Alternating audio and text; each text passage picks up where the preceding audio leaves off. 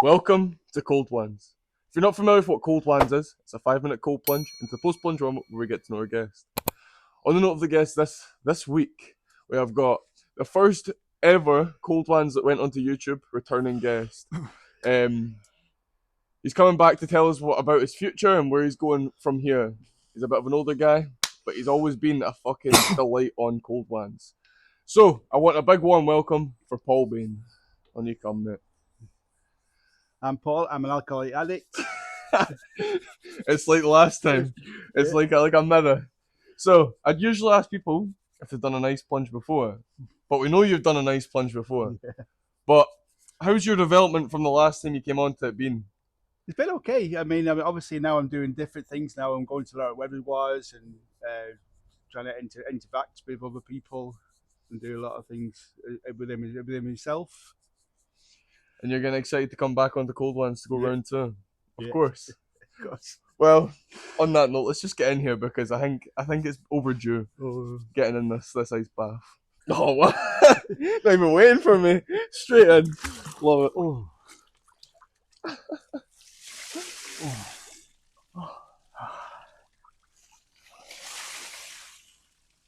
Oh, it's cold. See, the thing is, right, the reaction is complete. It's day and night from the last time. Like, you were actually. You're just you've got more practice, more repetition, and you're much better with the cold now, clearly. Yeah.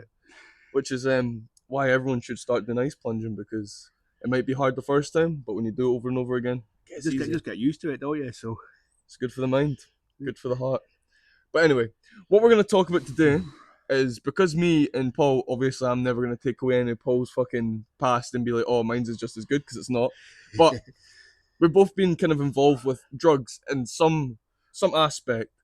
So I thought what we'd talk about, rather than going over what we did the last time that he was on it and kind of spoke about him a lot, we're going to speak about our advice that we think is important for people to know now, because a lot of people nowadays think that drugs are the thing. They're obviously getting involved with it because of their surroundings, the people that come into their life, and maybe peer pressure and whatever else. But we're going to talk about why we think it's important to not fall into that category. right. So, what's your advice, and why would you say stay away from it? My advice is stay away from drugs, because obviously it's not good for you. And you probably end up like myself, like being an addict, which I struggled many years without drugs and all that, trying to get off drugs. I lost a lot of things in my past with drugs and alcohol, and it's not really a nice thing to do. I've seen a lot of people die with drugs over the years. My advice is just go to school, educate yourself, and do the best you can in your life. Yeah, I couldn't agree more. For me, I think being like in a younger kind of generation, I think a lot of the main reasons that people get involved with drugs, well, at least for me, it's definitely pure pressure and the surroundings you put yourself in. Like I've said this many a time. I was brought up really well, great family, never anything I could say wrong about my family. They brought me up perfectly. But like one day, it just happened, and it's like just the wrong place, wrong time. Maybe I don't know. I don't know how you'd explain it, but it was more or less just wrong place, wrong time. I got involved with the wrong people, got influenced by them far too It easily. all depends on who you hang around with as well. Like, you know what I mean? If you like hang around with people who take drugs, you're going to take drugs yourself. Yeah, and that's what it's all about, though. I think a lot of people nowadays fall into that category of being peer pressured, influenced, Yeah. or just genuinely being in the wrong place at the wrong time. Because the thing is, it don't even have to be your friends. Sometimes random people can show up into your group, and then that's it. Before you know it, the people you've known for so long in your life, they're taking drugs, and you're taking drugs, and then it's just a spiraling thing because you get so comfortable in taking drugs, and that was what it was like for me. Like I had got to a point where I was doing it like almost every day, and you realize that when you're off it for like a day, you're like, oh, I just want it again, because it's like you get stuck in this false reality of yourself where you're just so happy.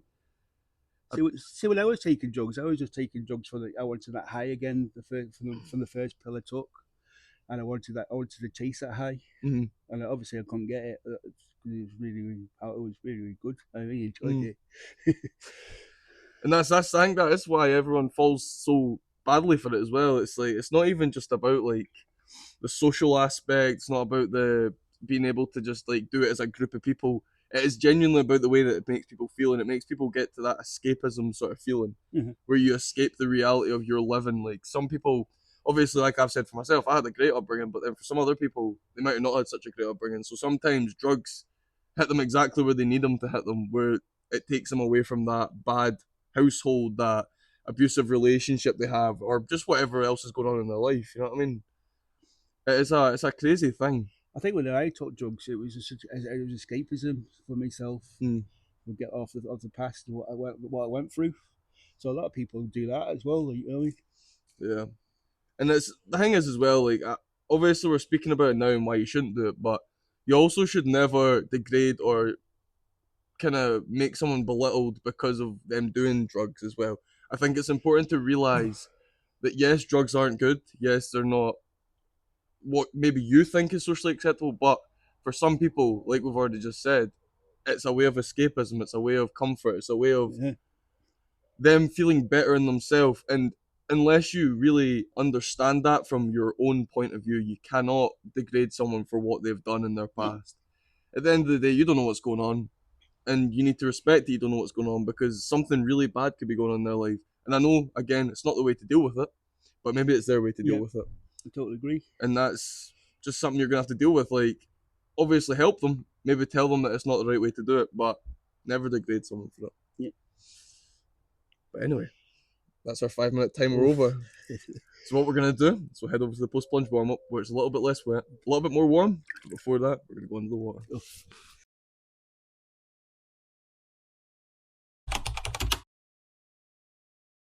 In the post plunge warm up, we ask two questions. We ask about the past and we ask about the future. But to start off every conversation, I do like to ask, how was ice bath for you?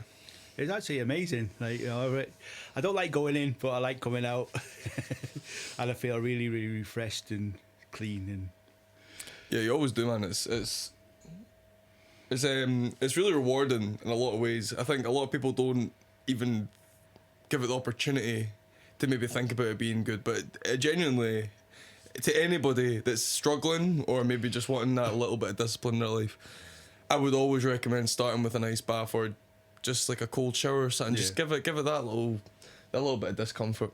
But so we spoke about your past a lot in the last one. Yeah. But I think we're still gonna have to touch down on it because obviously the new structure for this is that I learn about you from before and I learn about you for what you're planning to do.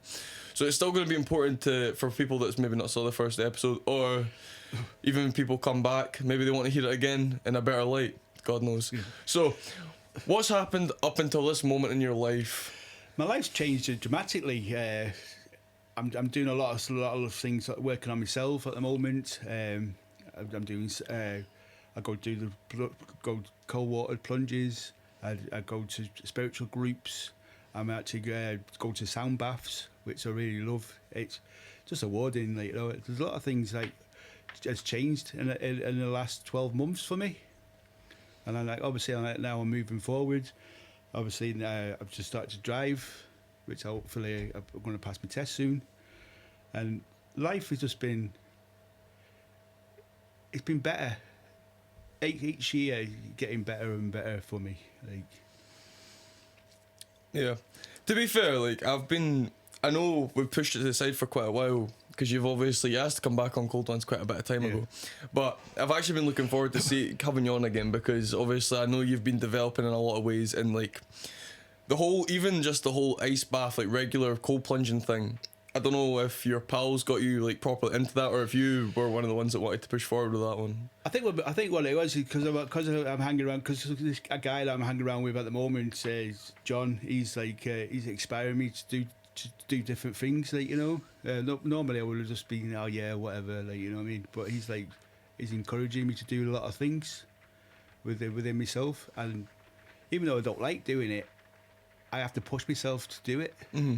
And when I do it, I really enjoy it. I mean, it's not just like John. We were hanging around with there's other people involved, like Billy and quite a few people that are involved around me, who are really like true. Well, I call them true friends. Yeah. They don't judge me or they don't bother about just take me as I am, like, you know what I mean? We have a laugh, we have a bit of giggle. And that's exactly what you're looking for in people. You need that kind of. I need a lot of discipline in my life. That's what I needed. Yeah. And obviously these people are giving me that. It's good to have, like, I think it's so important to have people in your life as well that have, like, a lot of relatability, maybe is a good word for me. I like to have people that have maybe went through hard beginnings and are now where they are as well. It's good to be able to relate to the people that you're hanging about with, as well as have people that inspire you to be better as well. Yeah.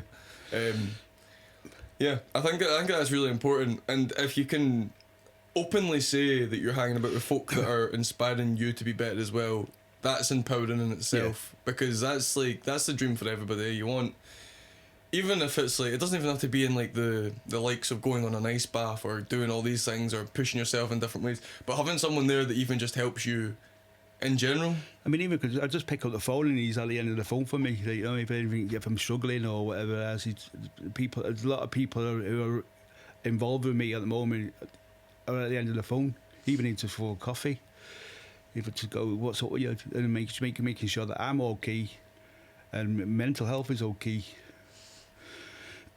And I mean, at the end of the day, that's all you can really ask from people. Yeah.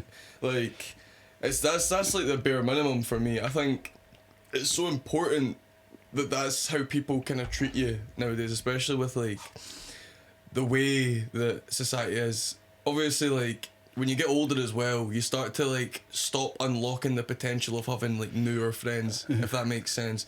I totally understand that, because like you've got your own life like in front of you. You've got to do things at your age. It's not like you're going to the pub every day and you can make new friends going and socialising and that. And obviously you don't drink as it is anyway, so that's even knocked that off the table. You don't really end up going into like the centre and just making new friends. It's not like that nowadays. You need to have, even for like me, making new friends is difficult.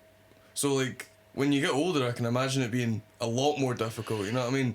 In a lot of senses, like obviously you're saying that you've made new friends through like John. I don't know how long you've known John and stuff like that, but 20 years. Oh, right, okay, well, so it's an old reoccurrer, but it's like, I think it's so incredibly crazy that it's so difficult to meet new people and become friends with new people nowadays. I mean, don't get me wrong. I mean, I've still got the people in recovery who do like I do hang around with as well. Like, and it's not just like John but like, obviously with me, I've got to.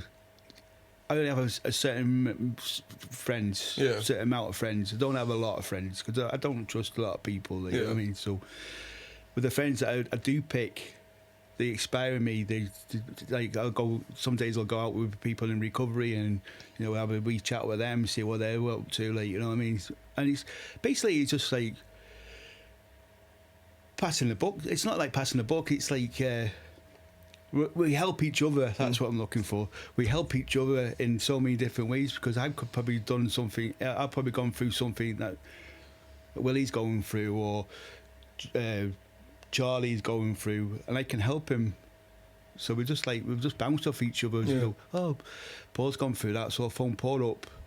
Oh, well, Willie's gone through that, so I'll phone Willie up. Like, you know what I mean? So it's all the people that I hang around with, but I've got to hang around with three people who are not going to judge or say anything to me, you know, judge me.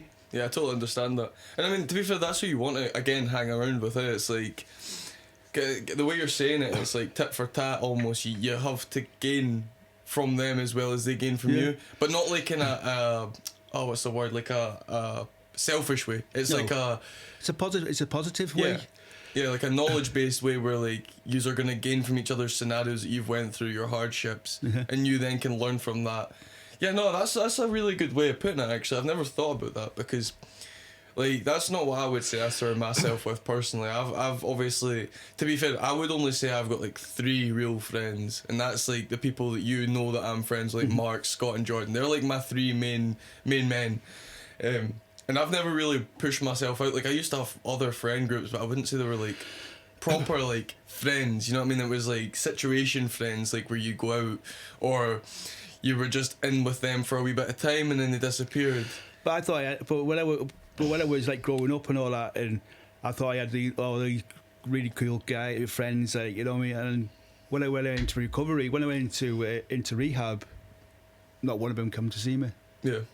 And well, you know, they only wanted me when they wanted me, pick me up, put me down. You're only as good as you are useful. So if I was using, I'd be best mates with them. Yeah.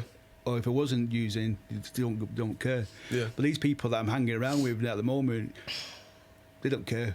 They don't give a monkey what you did. They'd rather your self development than as long as you're helping them and they're helping you, and you know, and it's a good member of people that I've got around me, like, you know what I mean. Which I don't think I'll never have that, like, you know what I mean. Yeah. And I put my heart out to them, like, you know. Yeah, genuinely, like, I think that's a dream for everybody. It's like having such a good group of people around you that like you actually trust, and you like, I don't know what the word is I'm looking for here, but it's like, it's genuinely just like real people. It's so hard to find real people nowadays. I say this to everybody because, especially folk that come on this, like, I'm like, it's like you come on to this to speak to me, and I'm as like open and as honest as I can possibly be nowadays. I never used to be, and I'll be honest and say that. Like, I'm not gonna lie about it. That's like myself. Like, you know what I mean. I put a lot of things on Facebook, and many people will phone me up or message me like, "Oh, you know what? I needed to hear that today, Paul," or "I needed to hear that last week," or you know, I just try and involved in a lot of things in recovery, and people like phone me up, "Can you help me out? I've just sponsoring someone at the moment," and she's like, "Any chance of you sponsoring me, Paul? Like, you know, because I like the way you are." And I was like, "Well, I'm not really a good sponsor because I have never done it before." You know what I mean? A new. So that's going to be a new opportunity for me coming up soon. So what does like sponsorship entail? Is that basically like... he's just always been there, you know, just helping him. Like, obviously, like, there's a lot of stuff that I've been through, like, you know, in my time. Like, I don't make life easy for myself. I never have done. Like, you know, I was on gas for many years. I was on acid, flipping ecstasy tablets for a long period of time, and then I started drinking alcohol. But I have to take that to the max. I can't do half measures. It's got to be all or nothing with me, like, you know what I mean. All or nothing. And obviously, even when I was in recovery, I mean, this is my story. Like, you know, I had to relapse 3 times before I can get it. Because I was like, you're talking all the rubbish. I think what it was with me is because I wasn't listening. I never took the cotton wool out of my ears and put it in my mouth. I just started talking. And the moment I started listening, everything just sort of fell into place. And this is what I'm trying to do with this lassie I'm working with at the moment. Is like trying to help her in a lot of ways, so she doesn't relapse. Because I always wondered what sponsorship within like recovering addicts was all about. It's just being there at the end of the phone, and you know, if someone phones you up and listen, I'm struggling today, Paul, or I'm struggling. Can you know what do you think I should do? Like, you know what I mean? I'd rather someone pick up the phone and pick up a drink or pick up a drug. Yeah, no, absolutely. It's a good mindset to have, and I mean, from your own experience, you'll understand why folk again struggle with it so much, or need that person there to kind of push them in the right direction. But like that's inspiring. Like, you know, for me, obviously I didn't ever get to like a point where I was like addicted. I would say I was stuck in a place where I enjoyed taking it a lot, to the point where maybe I was pushing towards addiction, but not actually being in your shoes or being in any of the people's shoes that you're kind of speaking about. In that sense, I kind of just think I had a realization where I was like, if I don't stop now, it will become a big problem, because that's when I started to realise I was doing it all the time, every day maybe, and just like for no reason either. It wasn't when I was out with people, I was just on my own, and that's when like I luckily picked the right time to be like, right, what am I doing? Stop. And it worked out for me, but I can totally understand why people can't stop and why it gets worse and why the spiral just continues going up and up and up and up, and like it makes so much sense. See, I think with me, I wanted to stop, but I just couldn't stop. Yeah. Because I think over the years, it was just. It was an escape route for me. Yeah. Obviously, the last time I got, I was sexually abused by my brothers and his friends and all that.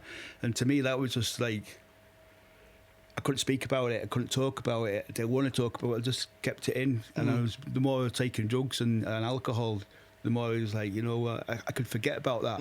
I don't have to deal with that. Yeah. And that totally makes sense. And obviously, it took its toll. It was like, I put the drugs down and I picked up the drink, and I was on alcohol for like 10, 15 years, and I just couldn't get off it until I had enough. I was sick of being sick. I was just sick of it, like, you know what I mean? So I had to reach out, and I went to the rehab centre and banged on the door, and let me in. Otherwise, I was going to die, and I know I was going to die. I was trying to be here today. Well, you got lucky. Yeah. And your lucks came with a good mindset that you've came back with. That's... The thing is, without people like yourself that have got through it and survived through it and had hardship, But there don't get wouldn't me be wrong. people to learn from. Sorry. No, that's alright, on you go. But don't get me wrong, my life, even my recovery wasn't like plain sailing. I mean, it was real. I came out of rehab, I relapsed. I had a period of 2 years of just non-stop drinking. I managed to get me a good guy of mine I speak about quite a lot, which is Charlie Steele. He came to my house. Paul, I'm going to help you. And he managed to get me, so I was listening to him, like, you know what I mean? And then it was I went for a period where I was 2 years clean, and I relapsed again. This is all because I wasn't listening to everybody, people around me.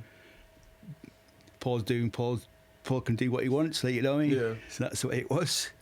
And then I had a little relapse when I started working at McDonald's. First time I went to 9 years ago. And I was like, you know what, I'm sick of this. Like, why is it happening to me all the time?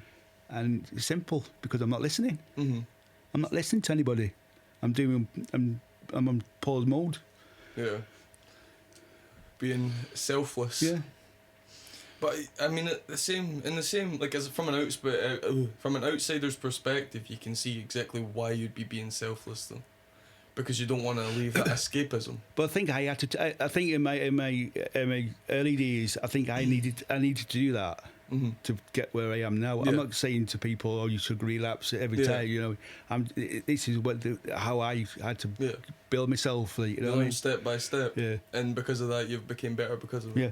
And that's totally understandable. Everyone, it might not be as dramatic or as heartfelt as your story, but I think everyone in life goes through certain hardships that do bring them to where they are, and that's something that you have to just deal with. And I think a lot of people come to such a bad kind of ending route to what they're going through that they think it's so bad and all that, but if you can get through it and you can become better because of it, in most cases it's worth what happens to you happening, because you've got knowledge to pass on to other people, or you've got enough life experience that you can then teach. And I think teaching's so important. Like I was saying, if you didn't make it through what you did, you wouldn't be able to come onto something like this and tell people your story. No.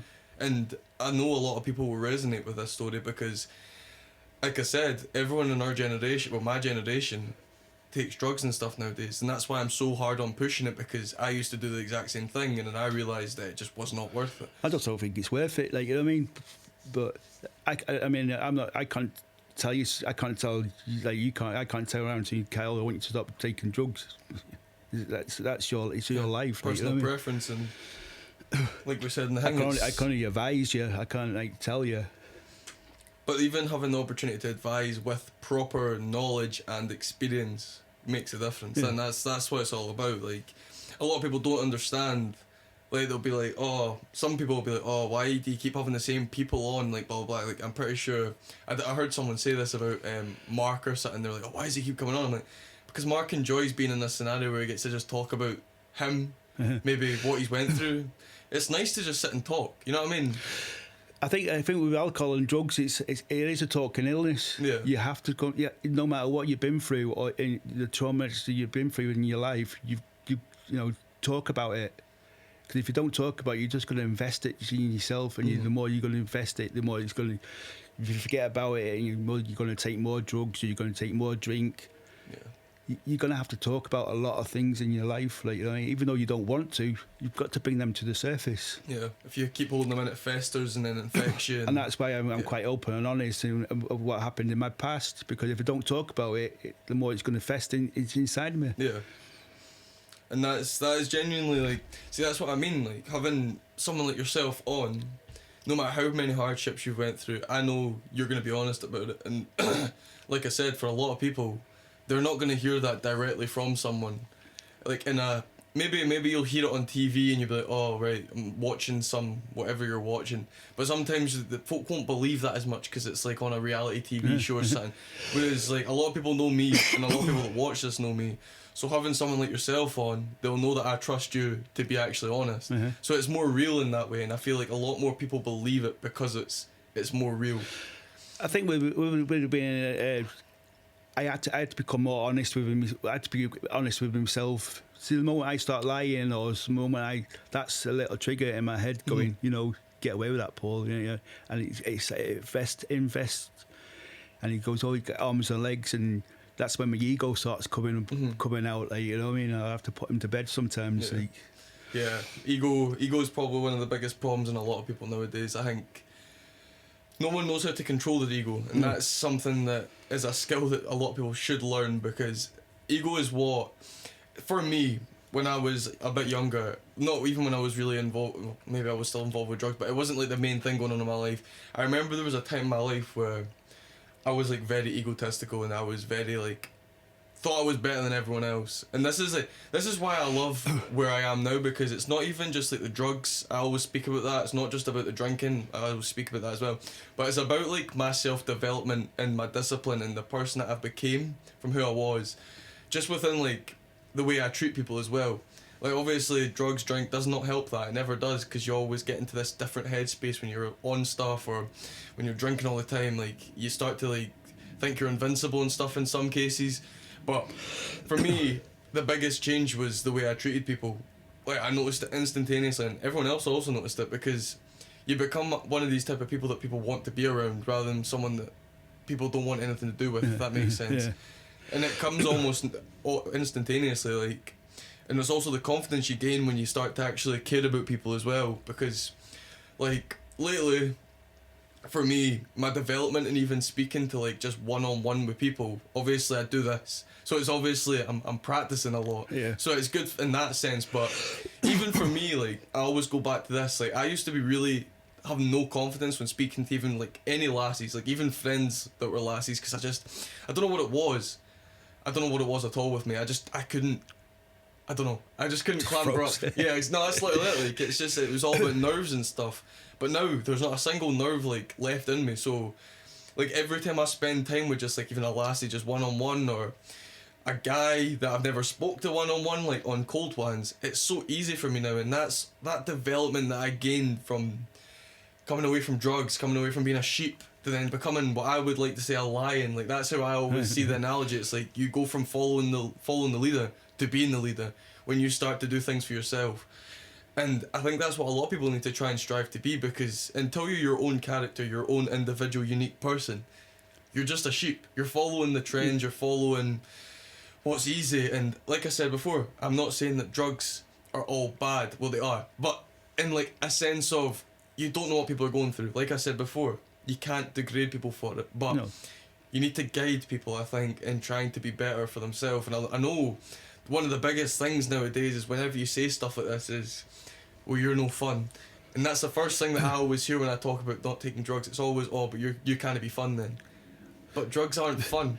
But I mean, look at myself. I'm not being. I mean, I put the drugs and drink down, and I thought to myself, well, I'm not gonna be any fun anymore. I thrive. Yeah. It's a lot of things different. I've got a sense of humour. I'm bubbly. I'm laughing, joking. You know what I mean? There's all things that I used to do when I was drinking, but in a different way now. Yeah. I think for me, it's realism over false reality. Like when you're in that drug related sort of sense of life, there's a false reality of yourself that you think is fun, but it's also the fact that you're more confident in that zone, so you think you're more fun. But then when you find real confidence and you find yourself, you actually start to realize that a lot of the things that you were doing back in your past were actually just maybe helping you. No, what you were doing in your past wasn't allowing you to unlock your full potential in confidence. And I think the most powerful thing that you can gain is confidence in yourself and love in yourself, passion for what you are and who you are. Because like that's what it was like for me, like from being the person that had to drink to have confidence, to speak to people, to be able to have a good like social time, to being now the guy that can go to a house party, not drink at all, but still have just as much fun as he used to. And it's like a different type of fun, because obviously you're sitting around everyone and they're all intoxicated. You're like, oh, this is a bit hard to deal with. But I mean, I still go to pubs and I still go to places. I don't feel when I feel comfortable. Yeah. But I only spend I won't spend a long period of time in there. Yeah. I'd spend a couple of hours and that's me done. Once people start getting that high to getting a bit drunk, I'm like, time for me to leave. Like, yeah, keep yourself away from it, because that's the easiest way to be influenced, isn't it? It's a peer pressure to people that maybe are like, oh no, you shouldn't, and then once they're intoxicated, oh come on, one drink can't hurt. But like you said as well, I can have more fun sober. Mm-hmm. No, it's literally, I know, and I can remember what when I was drinking and all that, and taking drugs, I could not remember what I said the night before. But seeing it now today, I remember exactly what I said, and I don't get myself into any trouble. Yeah, you remember your actions, which is something that a lot of people don't remember when they go out and get intoxicated, because the thing is, actions speak words as well, and the thing is, you can't use drinking as an excuse, because that's what I used to do. I used to use it as an excuse all the time. If I had done something bad or unlike me on a night out, I'd be like, oh, but I was really steaming, you know what I mean? But you can't use that as an excuse. You're the one that puts yourself in that situation. You're putting the shoes on, you're going out there, and you're, at the end of the day, that's up to you. And if you're going to get too intoxicated, the thing is, right, I think everything's okay to a certain limit, right? If you're, obviously in your case, you don't drink because you had a problem with drinking, and I totally understand that. But for me, like, I can still go out and probably drink and stuff like that, and I'm fine. But it's putting a limit on what you're doing. It's making sure that you're not going over the top, because a lot of people nowadays will just go out and it's like a game almost, where you have to drink the most in that group to be the most drunk, to be the most fun. But the more you drink, the less fun it becomes, because you start to forget things, you start to act differently, you start to be aggressive maybe towards people. That's what I used to be like. I used to get aggressive, and folk would be like, I don't want to be around you, and I'd be like, I was like that myself. I mean, I wasn't even allowed. I was banned to go to parties, family parties. I couldn't go to funerals, couldn't go to weddings, couldn't go to anywhere, because I knew exactly what it was going to be like. Mm-hmm. As soon as Paul gets a drink down him, game's over. And that's like, for me, when I finally got out of that, for me, it was like, that's the best feeling ever, knowing, the worst feeling ever is knowing that that's how people think of you. Mm-hmm. But the best feeling ever is knowing that you've made enough difference for people to look at you in a completely different light. Well, nowadays, people are phoning me up, Paul, fancy coming to a wedding, fancy coming to a party, fancy coming to a staff night out, because they know I'm going to be totally different. Yeah, and that's the development in yourself, and I can't imagine how rewarding that is for you. It's mind-blowing. Yeah, and that's the difference. So, like, you need to... A lot of people don't understand that, like, they might be at the worst place in their life right now, and they might think that there's no other way out, and there might not be a future for themselves. But the thing is, once you get through it, and you become better because of it, I can promise that your life will get so much better, and you will feel the rewards, or you will reap the rewards of your own self-development. Maybe other people around you will disappear, but that's just life. You know what I mean? You're not going to be in life. You're not going to be able to make everyone happy. No. But what you can do is fix your own shit and make yourself happy. And honestly, I cannot recommend anything more, because once you do it, you would never go back. A lot of people will degrade people for being better in themselves nowadays, because they don't see the same light as they maybe do. They don't see the fact that going out every weekend isn't obviously healthy for your mind, your body. They won't see that until they try it, and once they try it, they also probably would never go back. And that's the thing that I try to teach people. It's not about stopping having fun and drinking, right? I'm totally, you do what you want. I'm not gonna try and tell. I can only, like you said before, you can only advise people to try and be better than themselves. You can't tell people. But like that's why I'm so strong on. It's not just not drinking it. It's so strong on trying new things and maybe putting yourself out there, because enough people don't do that. They just get comfortable in their life and they stay there. Don't worry. I mean, don't get me wrong. I love to go out and drink like a gentleman. Yeah. I just can't. Yeah. As soon as I get one drink down me, that's it. Game over. Yeah. All bets are off. Simple as that. And I mean, obviously nowadays I'm in a better position where I am within myself. I actually starting to like myself more and more. Each day it goes on, the more I like myself. Yeah. And like I was saying before, it's all about self-development, isn't it? You look at yourself in the mirror, and instead of being like, what's going on with me, you look at yourself and go, I'm proud of who I am. Yeah. And that is honestly rewarding. And I can imagine for yourself that was like probably one of the biggest things you realised as soon as you took that step into what I would say is uncomfortability, because it is. You're going from drinking all the times being happy, or maybe not happy, but you're comfortable, because that's what you see as your escapism. That's what you see as your comfort zone. It's the easy way for you. But then the minute you step out of that, you're now doing ice baths, you're now doing wild plunges, you're now coming on stuff like this. And it's like, you see that development yourself, and you're also just, you should be proud of who you've become, because you're coming, like I've already said about Cold Wans, you came on this, and like, you're an older generation. I think, well, because a lot of people turn around to me, don't get me wrong, everyone turns around to me and go, you should be proud of yourself, Paul, you should be proud of... I am proud of myself, but if I start saying to myself, you know, people are saying this to you, and the more my ego starts going like this, bigger and bigger and bigger, and then I can't afford to get it bigger. So that's why I just go, I shove it off. Yeah, okay, I know what I'm doing. I know what I am what I'm doing. I'm helping a lot of people, and I'm proud. I am actually proud of myself, but I don't like self praise. Yeah, no, I just can't handle it. Like, yeah, no, it's a good thing that you realise that would be a problem if you let it get to you. It would, my ego would go bigger and bigger and bigger. And I think that's the most important thing. It's not about telling people that it's wrong for them to praise you, but realising that you can control praise coming towards you, because you're going to have that naturally. Like, when you go through so much shit, but you still come out the other end positive. I think what it was over the years as well, because I was drinking and all that, and doing the drugs and all that, and people never praised me. See, nowadays people are like, oh, you're doing this, I'm really proud of you, Paul, you know, you're doing this, and I feel like I just can't handle that, because I've never had it. Yeah, it's like deprivation of appreciation. And even though I should be going, but my ego will start getting bigger and bigger. And but you've got a grasp of that before it's even a problem, which is the most important thing at the end of the day. Like, you could sit there and be like, oh, I recognise it's happened, but I'll enjoy when it happens, because now my ego's getting bigger, and then you could then let everything else fall through, but instead you're like, I'm just going to shove that off and let it be. Yeah. And that's important. Like, I think the biggest thing about self-development is realising where your guidelines are, where you can see things becoming a problem before they become a problem, and that's clearly where your development's took you. You've got to a point where you know where the signs are, and you don't let them happen. I think I know it's in my head. I think it's been programmed into my head now. When I don't know what I'm going to say then. I don't mind blank. I know it's in my head, like, you know what I mean, and you know, and I know.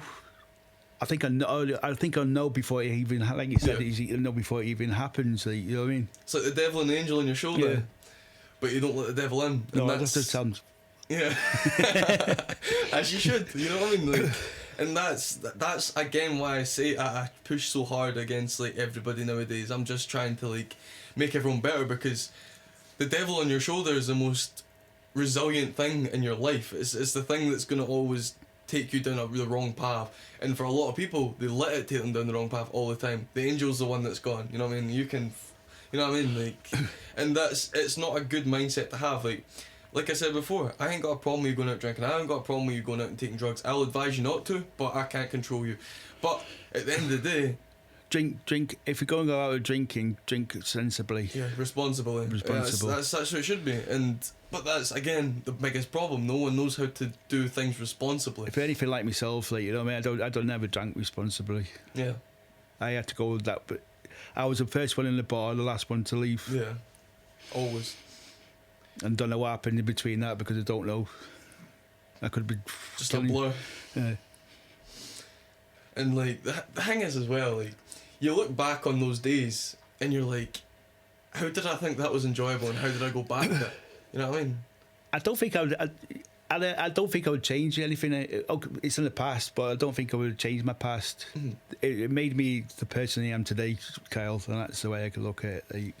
Like, I know all the friends I've got at the moment, like, I've got really good friends. I wouldn't have got them if I mean, I've always said that you should never look back on your past in a negative way. Like, I'm very, very strong on your past being the most important part of your life and not to let that also get to you when you're in your present, because like you said, it's already harmed. You can't change your past. You need to live with it regardless. So if you let it eat you up and you let it get to you, you're always just going to be living on the edge of your seat. And that's why it's most important to talk about things, even if it's to a stranger. Just talk to someone. Yeah, that's my advice. Like, no, absolutely, man, and that's another thing that never happens. Though. Like, people don't speak. People are too scared of judgment. People are too scared. Well, rightfully so, to be fair, because there's a lot of judgy people in life nowadays. But like you said, it's so important to talk, and one of the things that no one does is talk. And I said this to one of the last people on this, and I was like, the importance of talking is honestly one of the biggest skill sets that you need to understand is important in life, because without talking to people, you're never going to learn, and without talking to people, you're never going to vent, you're never going to let things off your chest. You can only live so long with having things on your chest before it builds up and overspills, you know what I mean? It took me 30 years to talk about what happened to my past, and now I can't stop, and now I just talk about it all the time because I have to get it off my chest. Yeah. And that's what's great about a wee bit of Cold Wans. You can get to talk about it and educate others, and that's, I think a lot of, I remember when we done our first episode, like all the comments, it was like overwhelmingly positive, like, and before all this new setup, I think your video was the best video on YouTube. I think it was like 600, 700 views or something like that, just easily. Paul's fucking ringing in the smoke, but I think for a lot of people, they weren't expecting such a. Obviously, people knew about your past. People knew from what you had said, but people got surprised when you had came out so openly in front of so many people, you know what I mean? And I think a lot of people are inspired by people like yourself that do that. It's like, I know you came with the full expectation to do that, but no one else thought that was going to happen, you know what I mean? You see, if I would have kept that in, I would have gone home and I would have thought about it, and maybe I would have gone that I could pick up a drink now because I never talked about that. Yeah. You know what I mean? So I've got to look after myself and say what I think, you know. And if it comes out, it comes out. If it doesn't, you know. Yeah, and I think. To be honest, I'm not. I used to be ashamed of it. Yeah. Now I'm not, because I was a victim. Not the fucking. I never done anything wrong. Even though I punished myself because I thought it was my fault for being nice looking, or maybe it's my fault for being skinny, you know. And all these things that I kept saying to myself, like, but in reality, I never done anything wrong. Yeah. I was a victim. Yeah, and that's what it is. I'm just not ashamed of anything in my past. I mean, I don't think even under the circumstances of which your past is, I don't think anyone should be embarrassed by that. And that's what I'm trying to say to other people. Like, you don't be embarrassed. You know, you're not the victim. You're the victim. Yeah. You know, these things happen to you, never happen to them. So just talk about it. Like, you know what I mean, just get off your chest. And it's like an orange. It'll just pop. Mm-hmm. Yeah. Once it's off your chest, you go, you know, it wasn't as bad as I thought. Like, you know, I mean, I spoke to all this with 25 strangers I didn't even know from rehab, Mhm. and I had to come out of this, and I was like, you know what? And when I came out of the session, I felt really, really good. Yeah. I thought, fucking hell, Wait. that's a weight off my shoulder, like. Yeah. Yeah, I can For imagine. years and years and years, for 30 years, I was carrying this flipping heavy flipping load on my shoulder, going, you know, I can't talk about that. I'm so embarrassed about it, but I'm not now. Well, there's nothing to be embarrassed about. You know what I mean? You can't control others' actions in that sense, I suppose. I mean, for me, it was a surprise when you told me, but then it kind of all added up. You know what I mean? Something. In a lot of cases, when you get to like that, you get to that sort of scenario in your life where it's life or death with like drugs and alcohol. You do, in most cases, have to have like a very big confounding variable that caused it. You know what I mean? So when you did come out with that, I was like, yeah, no, it makes sense. But you know what I mean? It's still good that you're able to come and tell what could be hundreds and hundreds It could be of a people. life. It could be someone's life savior. Exactly, and that's the thing. Like, people will resonate with what you've said, and maybe people will come forward with things that have happened to them because of it. And that's, I think, the most important thing about not cold ones, but people like yourself doing stuff like this. It's not about going on to get like a wee bit of fame, a little bit of push yourself out there. You know, it's good though. Like, it's good to be able to push yourself out there, get that confidence. Maybe people see you in the stream like, oh, I saw you on this, good job, like, you've done really good, you should be proud of yourself, or whatever. I know you don't like all the egotistical pushing to the sky sort of stuff, which is fine, but like, having that kind of recognition for what you've done, even though all you've done is tell your story, is the thing that people resonate with the most. See, I do things like this, and I do things on Facebook, not to give me an ego, just to help other people, spread awareness. You know, it is okay to talk. It is okay to be, you know, whatever you want to be. Like, you know what I mean? Just be yourself, and just, because at the end of the day, with drugs and alcohol, there is a life outside the drugs and alcohol. Yeah, and it's always just that step out your comfort zone. I don't get me wrong. When someone turns around to me, Paul, you're not going to take drugs anymore. You're not allowed to take alcohol. I didn't like that. I didn't like it. Mm-hmm. I did not like it one bit. Yeah. I said, what I'm supposed to do with myself? Yeah. How I'm supposed to live? Mm-hmm. And that's the mindset. I need that to be jolly or happy or sad or whatever. But then in reality, I don't need anything like that. Yeah. I've got it. Mm-hmm. You find that in a fulfilling life. Yeah. But I think the biggest lesson to learn in these scenarios is that talking is the most important thing. Yeah. Because everything stems from something, and no matter what you're going through, whether it's bad, good, beneficial to others, beneficial to yourself, whatever it is, family, relationship, it doesn't matter. I think speaking to people that you trust and know and that trust you also, it is very important. Like, if you never spoke about your past, you might not be where you are. Probably not. And comfortability comes with, obviously, drugs and alcohol as well, because you get in such a mindset where you're just happy where you are. But like you said, until you talk about what's going on, you're never really going to understand if you can get away from it. So I think the thing that I've learned the most from speaking to you, speaking to other people that have been really involved with drugs and alcohol, is that if something really, really like important or life-changing has happened in your life that you're embarrassed about, or that you're not proud of, or just anything, you do need to speak about it. But the way I look about it, like drugs and alcohol, is alcohol took everything away from me. Mm-hmm. Took everything, stripped me down to nothing. Yeah. Lost my kids, lost my house, lost my wife, lost my job, lost my kids. Bit by bit, it just get taken away from me. I was like, nah, it won't happen to me. Never happened to me.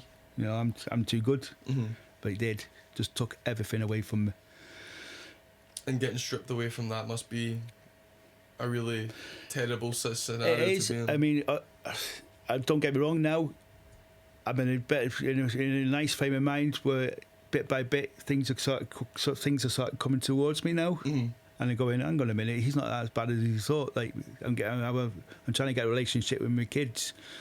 I'm not going to get my wife back. I'm not going to get my house back. These are material things, you know what I mean? But my kids and all that, but I have to take baby steps. Yeah. They're not going to come, because I've hurt them in my past. Yeah.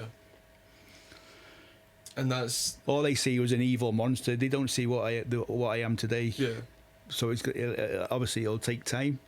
Yeah. And I'm like, but I'm one of these people. I'm like, I want it now. I want it now.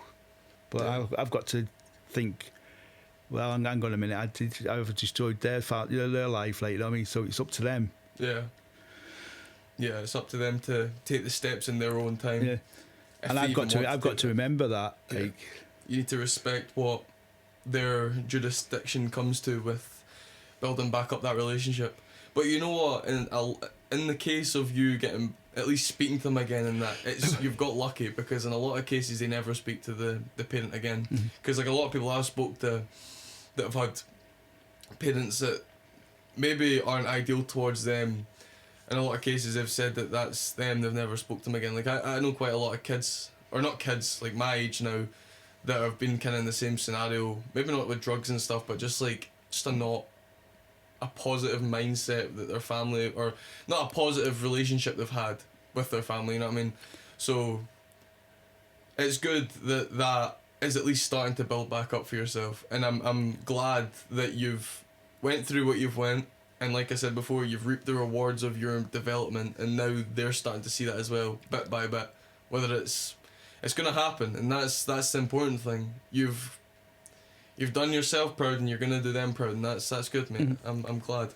I'm glad that you're rebuilding that relationship that could have never blossomed again. I don't know. It might not have never blossomed, but I've got to believe in hope. But you're still taking the steps in the right direction, and that's the important thing. And if when they do get in touch with me, if I'm sober, they'll realise I'm sober. I'm not this drunken bum that I used to be, like, you know what I mean? Well, I've known you for the better half of like 5 years. 5 years almost, and honestly, you've been brand new since the beginning of the time. To be fair, I didn't really speak to you like the first maybe year or two that I knew who you were, because I was new, I was young, and I didn't really speak to anybody. But like when I started to blossom as well within our workplace, Not been bad. yeah, exactly. When I started to blossom, then we started to recognise each other a bit more. That was when it all really started. But I mean, the thing is, I think in life you need to give everyone an opportunity. Like, I've always said that second chances are in everybody's repertoire of opportunity. Like, I know sometimes you might not feel like there's a second chance, you might feel like the lights are off and no one's ever going to come home. But I think every single person deserves a second chance to maybe redeem themselves, no matter what they've done, bad or good. Even family, I mean, I haven't got many family left, but even with family, you've seen a difference in me. Like, I've still got my sons, I can still speak to my sons, and they're so proud of me. They go, oh, that's my dad. Even when I came on Cold Ones the last time, it was like, oh, that's my dad. And he messaging, phoning me, like, oh, that was absolutely brand new, Dad. You know what I mean? I'm so proud of you. And obviously I can't take pride, you know what I mean? I was like, yeah, whatever. Like, yeah. But it's good to hear it, because it's, again, your development's clearly making a difference, and that's what you start to realise when you actually do start to make a difference. It's the same for me. Like, I'm again not taking anything away from your story, but like, my mum and dad used to, like, not hate me. That's the wrong wording of choice, but there was a completely different person or a different animal that used to be in this house in comparison to who I am now. Like, and for me, it's not even about what they see now, it's about how they see me now. To me, that makes me proud. It's the fact that I can come into my house and I know that my mum and dad are, like, proud of what I'm doing and who I became from who I was. And again, it's not about the drinks, it's not about the drugs, it's not about anything like that. It's about the fact that I changed my demeanour towards people, I changed my attitude towards people, and I just changed the way I treated people overall. And something that they'd ever thought would maybe happen would be me coming onto YouTube, coming onto Instagram, coming onto TikTok, whatever else, and helping others. That's not something that I think, maybe they saw it because I've always been a really like forgiving and outgiving person. I've always liked to look out for people, but I don't think they ever saw it in this light for me. Like taking that leap and really showing myself off to other people, not caring about what they had to say, because social media is a very toxic place in a lot of cases, you know what I mean? You get the people that are always going to try and degrade you for doing something they wouldn't do, or they don't agree with. Okay, don't agree. Say what you want to say. I'm not going to react. That's my. If you don't like what I say, if you don't like what you read, just delete me. Yeah. Simple as that. I'm not here to help you. If you don't like what you see, don't bother. Don't bother. Don't bother, man. Because at the end of the day, because right? all the people that I'm helping really like some people that really like my post. Like, it's a few against the many at the end of the day, Paul. What's that? A few against the many. And that is what you have to understand. I'm always going to get one or two people that don't going to like it. You know what I mean? What are you putting out for? You don't like that. It's not for you. If you don't want to read it, delete me. Exactly. And that's the mindset you have to have, though. Like, it's not going to be for everyone. Nothing in life's going to be for everyone. You know, people don't like the same food as you. They'll disagree with you when you say this. You'll disagree with them when they say that. And that's just how life is, you know what I mean? You can't, like I said before, you can't please everybody. And you should never aim to please everybody, because it's impossible. Everyone has their own unique ways of life, and they have their own unique likes. And that's also why I come back to the whole fact of being like, you cannot degrade people for drugs, because that means you're just going to be as bad as the person that could degrade you for putting something on social media, you know what I mean? And that's the mindset you have to have. You have to have the. But see, I don't tell people not to take drugs. I advise people, like which is totally different. Yeah, absolutely. It is. It's about advisory against trying to kind of push it down people's throats. Since my recovery and all that, I've seen many people, big guys, small guys, really die over drugs and alcohol. Yeah. You know what I mean? It's a really bad. I mean, people taking their own lives, and I mean, there's that many people taking their own lives because people are not talking. If people start talking to each other, or talking to a stranger, or talking to anybody, it could save their life. Yeah, and that's the overwhelming kind of reaction that you get to drugs. I think with myself is I kept seeing going to doctor surgeries. I kept seeing posters how to stop drinking, and I was like a little squirrel. I was like this, picking up information, like, you know, because I knew I had a problem with alcohol, and I was like, I need to do something about it. I didn't know what extent I was. Yeah. But I was on the verge of dying. Even my doctor told me that. He said, Paul, you carry on drinking the way you're carrying on. He said, you're going to die. Simple as that, I mean. And I think that's what give me a turning point. And then obviously I went to rehab and all that, and then I came out. I still never listened. I had 2 years of, and that was the 2 years of pure hell. It was a flipping nightmare. Mm-hmm. I was just a shell, Kyle. Honest to God, I was just dead. I should have died within that 2 years. Yeah. Should have done. But then that's also the times you look back at and you're grateful that you made it through it. Yeah. Yeah, I can't even, like, that's why I keep saying that I'm not taking anything away from your story, because I can't even, like, comprehend kind of putting myself on the same kind of pedestal, because it was never the scenario for me. But for me, it's great hearing it, because it's like, I can still resonate with you in such a way that, like, I could see where you got to that scenario, and how I could have been at that scenario if I didn't decide to stop. It was all enough. See, I don't, like I said in the beginning, I don't take anything at half measures. Yeah. I'm a full hog. Full flipping, the full, and whatever happens. You know what I mean? Even like when I took the gas and I took the amphetamine, took the keys and all that, and the drink. I have to pinch myself sometimes, because I think, why should I be here? Why am I here? Yeah. And I'm here to tell my story and to help other people. That's good. That's the only reason why I'm here today. God had a plan for you. But must have done. Plan was to save others. Hey, he must have done, like. Yeah, it's not that. The thing is, right, I think there's no point, like I said already, you should never beat yourself up about your past, but being able to be in your mindset where you're willing to help others with your past, that's empowering, because, again, like you said, it's hard to talk about your past in such a positive light, even with it being such a negative time in your life. And then a lot of people will feel bad for themselves, or they'll not recognise that there's a chance for development in their past, even when they're better, if that makes sense. They let it eat them up. They never get past it. But with being in recovery, it's a two-way system, because you obviously you go. When I went into rehab, I dealt with the physical side. Mm-hmm. They never told me anything about the mental side. Yeah. So I had to retrain my brain. Like it's like I had to deal with all the mental. When I came out of rehab, I was like a dry drunk. Mm-hmm. Even though I wasn't taking any symptoms, I was a dry drunk, but I still had the alcoholic mind, and I had all these things in my head. Like, I could do this, I could do that. I was going to an island, for Christ's sake. Just come out of rehab, we were going to Ireland. Mm-hmm. Setting yourself up for failure. I had my tickets in my pocket, and then I went to when we got the sponsor. I was supposed to help me. He goes, "Well, what do you think about me going to Ireland?" He goes, "Paul, you just come out of rehab. Are you off your flipping head?" Tough. Guess what? I'm going tomorrow. And off I went. Like, you know what I mean? But I still had that alcoholic mind, and that's the reason why I relapsed. Yeah. Because I wasn't dealing with the side effects of the alcohol. Yeah. Even though I wasn't taking any alcohol. So it's always a two-way system. Yeah. You need to know the facts before you. You've got to get rid of this.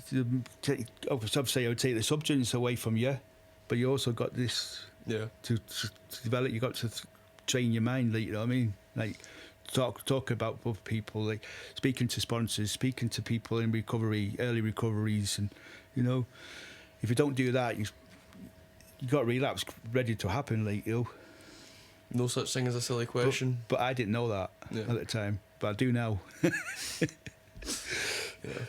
No, that's fair, man. You just, like you said, it's all about learning from others, and that importance is actually, it's so important. Like, I could never in my own head imagine. It's kind of like smoking for me. Like, I know kind of where the mindset that you're coming from is, because it kind of was like that with smoking for me. Where like, it's like, I mean, obviously smoking's completely different than drinking, because it's all to do with like oral fixation, so you get used to like the whole fucking sitting in your mouth sort of situation. That sounds so funny, like, but that's what it's all about. Like, each their own. But that's what it's all about. Like, smoking's genuinely just about oral fixation, because as a child, obviously you have dummies, you're used to like sucking your thumb, whatever else, so you get used to that sort of addiction. But it's the mind games that you play with yourself every single day. Like, even now sometimes I think about smoking, and it's like such a back and forth game, because you want to, but then I'm like, I know it's not beneficial for me, but I'm just so used to doing it at some point. That's why that's why I have a vape. Yeah.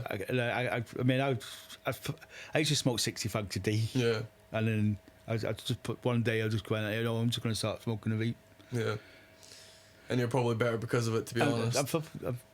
I want to try and get myself off the vape, yeah. but I'm just not ready to get off the vape. Yeah. I think to myself that because I've done quite a lot of things, like get rid of alcohol, get rid of drugs, I feel like people are taking things away from me. Yeah. And I'm like, you're not taking this away from me. Yeah. This is all got left.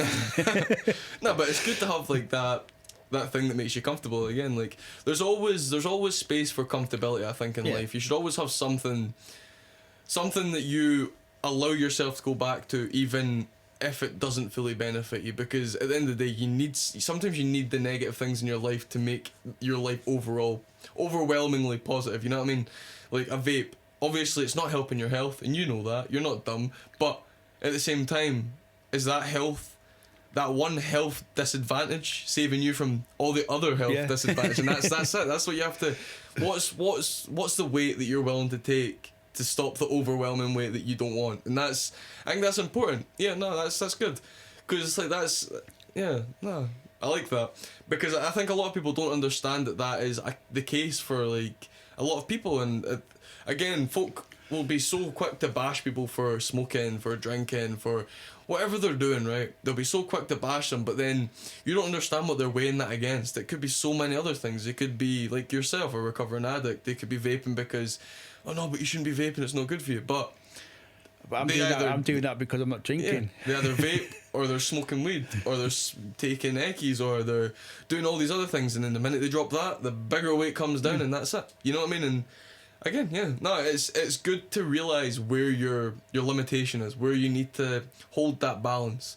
The balance is so important in life, and a lot of people don't allow balance in their life because they're so, like myself, worried about staying as maximally fit as possible. But sometimes if you don't do But that people can get addicted to fitness, so well, I would probably say I'm addicted you know to what I mean. fitness. So it's only exactly the same. But it's like myself. I can get addicted to anything. I can get addicted to coffee. Yeah, I've got that addictive mindset. I mean, I can get addicted to chocolate. yeah, I can addict. I'm one of these people who I'm not gonna. I can't change the way I am because I get addicted to anything I want. you know what's crazy? And now it's not like alcohol or drugs. Yeah, and the thing is, everything that you get addicted to has its cons. Yeah. Everything has unhealthy side effects. Like even fitness, you'd be like, oh, but fitness is so good for you. You should be doing it all the time. But if you overdo it, fitness is actually bad for you. Yeah. Like as someone that's learning about personal training and like about your whole like physician of your body, when you overdo it, your body's actually at a declining state where you're actually losing muscle. If you say go and lift weights every single day without breaking, your muscles don't have time to recover, which doesn't allow them to build. So what you're really doing is leaving them in like a limbo state almost, where they're just continuously breaking down but never building back up. So you're always in pain. You're never gaining actual muscle. You're hurting your joints. Your bones are starting to feel it because eventually over repetition, your body will start to feel the after effects. Yeah. And it's the same with drugs and alcohol. I think that's why I address myself as an alcoholic addict because I am an addict. Yeah. And no matter what I touch, I'll take that to the max. Yeah. And that's but again, like the thing is you don't live behind a curtain, you don't live behind a false reality of yourself. You are honest and you just come out with it because you know that being dishonest is not worth the time of. If I start being dishonest, that's when my alcoholic mind starts going, Mm-hmm. and the cogs will start twitching and go, well, you can get away with that, Paul. And remember that lie you told? You can get away with that, and it started festering. Yeah. And I go, oh yeah, but imagine if you can take a drink, mate. Yeah. Yeah. You know what I mean? You can lie about that though as well. Yeah. So then I'll start taking a drink. That's how it starts, like, you know. So I always say to myself, I've got to be 100% honest. Yeah. I can't lie, or I can't. If I start telling lies, that's the whole process will start going. Yeah, start again. It's just it's a crazy thought to have, is that is the mindset that you live in. But the thing is, you do a good job of keeping it under control, and that's what people appreciate about it so much. And I know you don't like taking the appreciation, but you need to be appreciated for what you do in some aspect. You know what I mean? I think you know yourself that you're appreciated for what you do, but you maybe don't take it in the same light as other people would, which is fine. There's nothing wrong with that. Like, but you do need to realize that what you're doing is it's good, and it's for a lot of people, even without even them saying it, because a lot of people won't tell you when you're doing something good nowadays. They'll just take it in, and then they'll walk past it. It's like a lot of cases. Like for me, lately I've been going up to like folk in the gym, and this might sound like a completely antisocial animal sort of thing to do, but I'll go up to people in the gym, and if I think they're doing like a really good job, or if I saw them there consistently, or just anything, because of the confidence I've built over doing stuff like this, just speaking to people in general, going on to social media and stuff, I've gained this like kind of confidence where I go up to people and I'll tell them what they're doing. And I think that's really nice, right? Because obviously some people do like that. But as for me, that's just for my own personal preference. You know what I mean? I mean, sometimes I do like to hear it. Yeah. Sometimes I'm like, oh, yeah, I'm doing okay. Like, yeah. But it is nice. I mean, I always say that all the time with other people. Like, you know what I mean? Oh, you're doing a fantastic job. You know, you're doing amazing, by the way. Has anyone ever told you that? You know what I mean? You're doing amazing. But I think it's so important because it's such a... I think some people get a little bit of a high through that. And they go, well, do you know what? Maybe I'm doing all right. Like. Yeah, uplifting people is so important because it's not a common thing as well now. Like, I think if you spoke to maybe 50% of the people you know in your life, maybe not like your friends, but like folk that you walk past every day, or you just kind of strangers, and you ask them how many times a week or something someone genuinely goes out their way to tell them they're doing a good job, most of them would say never. No. Because people don't... people don't put a bit of time to the side or people don't have enough confidence to start with to go up to random people and tell them and I think you uplift just go them. back to the old generation, the way it is now, the way it is now. Yeah. With like obviously we're not in a situation now where we're freedom of speech. Yeah. So people are cautious of what they say to people now. So I mean, I can take a step back and go, oh, well, if I say something to that person might take offence by that. Mm-hmm. That's the way it comes down to nowadays. Yeah. I mean, the whole flipping world's gone bonkers in my book. Nah, I totally agree with that, to be fair, because just recently, like I was just saying about the gym, that I go up to people and I'll say something. I just recently went up to a lassie and was speaking to them and being like, I was like, oh, you, to me, maybe not directly, but indirectly, you inspire me in a lot of ways, because from the way you come, like I had saw her at the gym for like 5 or 6 days straight, so I was like, so you're clearly here not as a hobby but as a passion, because people don't just push themselves out in there and do something that consistently unless they enjoy what they're doing. So I was like, I could see how you acting the way you are within this place. It's a big communal place, the gym, so people take things away from people straight off the bat as soon as they see them. People aren't going to tell you this, but I am going to take that opportunity to tell you that you clearly uplift people in here. Like, you, by what you're doing, turning your hobby into a passion, other women will see that and be like, I want to be like that. I want to have the same kind of mindset and come to the gym and actually prove myself worthy of really showing up. And then she was like, oh, it's really nice. I was like, but like, I'm not doing this to like, as a classic guy would do, to come up and get your number or to try and flirt with you or to whatever. I genuinely went up to her because I thought it was so important that someone like that knows that, because no one else is going to tell you that. And knowing little factual things like that in your life sometimes then changes your mindset to be better. Sometimes you're going through a shit time as well and you hear that and you're like, uplift. And that's exactly what everyone should aim for. No one should aim to degrade or belittle or make people's lives worse. It should always be about trying to uplift people and make them, even if they want to be sheep, make them follow the right leader. You know what I mean? Make them follow in that. And the thing is, the gift keeps giving. If you say that to someone, maybe one day they'll gain the confidence to go tell someone else that. And it's the gift that keeps on giving. And that's what you should aim for in life. You should aim to be able to uplift people, to then allow them to uplift other people, because then they realise that maybe it's not all bad. You know what I mean? I think what folk get so worried about is, like you said, freedom of speech. You're scared to say things in case folk bite back or they're taking a negative sort of light. But until you try and speak to people, you'll never really know. Yeah. And that's the thing that I think, that's the biggest thing that came with my confidence. It was the fact that I could go up to anybody and just realise that it was okay to speak to them. If they didn't like it, I'd walk away. I'm not going to force a conversation. It's not meant to be. But just the way the generation is at the moment, it's just, I never had anything like it in my life, like, but I'm made for like freedom of speech, and that's where I live my life, like, you know what I mean? Yeah. I'm not going to live my life for someone I don't believe in, like, you know what I mean? Yeah, you don't. The thing is, you don't need to get involved with it as well. No. Like, especially like because it's freedom of speech as well. It's also freedom of what you do. People got to put that on board as well when you talk about that. Well, I believe in freedom of speech. You can't take that away from me. Yeah. You can believe whatever you want to believe, but they've got to respect me for that. Yeah. If that As the same way as I got to respect them. You got to respect them for them. Yeah, exactly. So, but I just think that, like, I don't think I'm good for what I do. I just think that I want more people to do what I'm trying to do. You know what I mean? And I don't mean like posting ice bath videos. But like people like yourself, like, you know, you're inspiring people. Like, you know, obviously you're bringing me on, you're bringing other people on. Like, you know what I mean? And people are listening to this, like, you know what I mean? And some people are getting a effect out of that, like, you know what I mean? So it's the resonation. Just carry on what you're doing, Kyle. Like, you know, you're doing all right. Mate. Keep the life going. Keep the positive mindset going. And the thing is, you know, right? I think another rewarding thing from this is maybe when it first started, it didn't look very, very bright, but now there looks like there's a future in this for me. And I don't mean like a career, but I mean like it looks like it's actually making a proper difference. Not even just cold ones in general, I mean the ice baths as well. I've had several people mail me and be like, oh, I'm going to start doing ice baths because I've been watching your videos. And that to me, not being a trendsetter as such, it doesn't bother me. But the fact that I am making people do something that is such an unneeded skill in life, or such an unneeded piece of discipline. Because like, who wants to do an ice bath? See, I do believe it.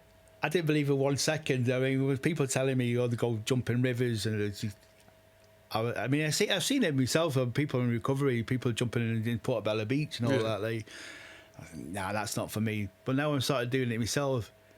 I mean, I actually feeling the benefits from it.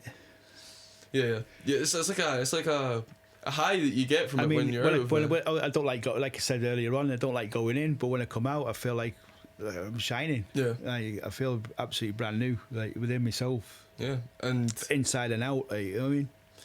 That was probably one of the biggest things that made it easier for me to stop going out all the time and stuff like that. It's like you swap that illegal high for an ice bath, and I know it sounds so stupid, but until you do it, you don't realise that it is almost the exact same thing in a way.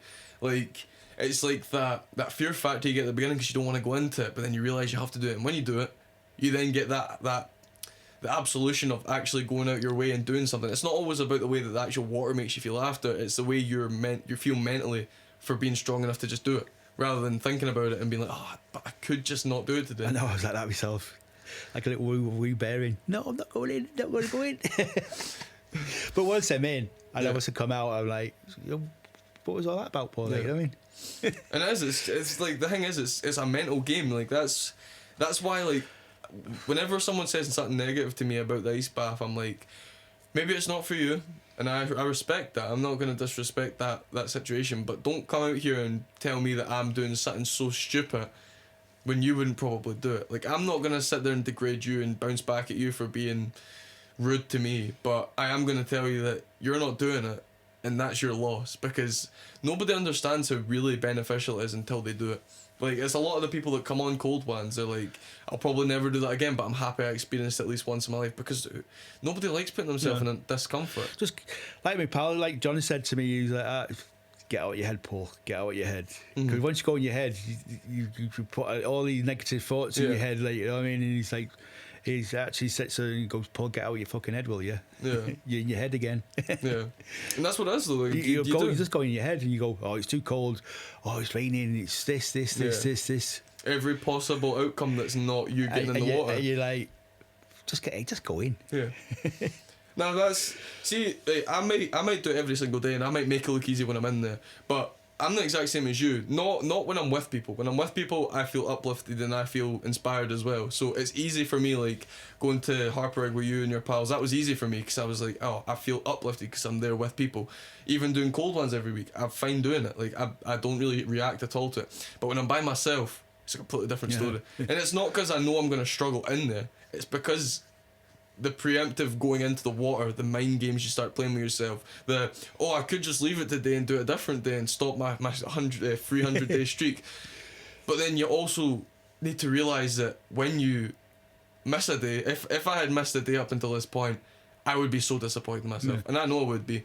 And I know that doing an ice bath every single day is not 100% beneficial for you. There is downsides to doing it every single day because it fucks with all like the chemicals in your head and stuff, like your dopamine and all that. It's all over the place. And recommended ice bath time is usually about 2 to 3 times a week.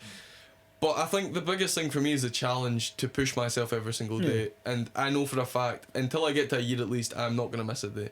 And that for me, knowing that I'm holding myself to that and still making amends with it, not giving up yet, I think that's the most empowering thing. And I think until people get themselves involved with that, they're never really going to unlock their full potential. And I don't mean ice baths, I mean just in general, anything. You think of an idea, go for it. Yeah. Don't sit there in your own head, give it a go. The worst thing that can happen is it fails, and you go again. You know what I mean?